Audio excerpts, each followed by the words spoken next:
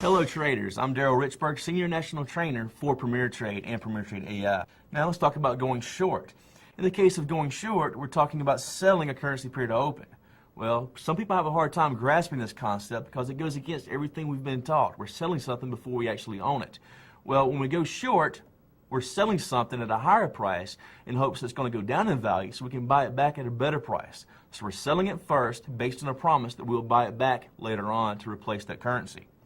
You've always heard the expression, buy low, sell high in the markets.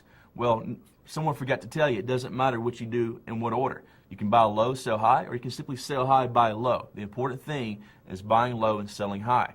Looking at this, we sell a currency pair to open a trade when we're going short. How do you close it out? You close it out by buying it back. Remember the teeter-totter screen? Well, in the case when the euro is decreasing in value in relationship to the US dollar, that's the case where we want to short the euro when it's going down.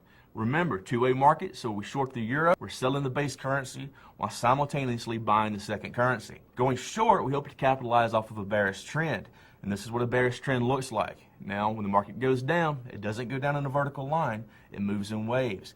We have sellers come in, that selling pressure pushes it lower, it gets to a point where people think it's a good point to buy, so the buying pressure pushes it higher, sellers come back into the market once again, sellers push it lower once again, and that second low will be lower than the previous low. So in the case of a bearish trend, we have consecutively lower lows and consecutively lower highs. Now you're probably asking yourself, why are we referring to movement in the Forex market as bullish and bearish?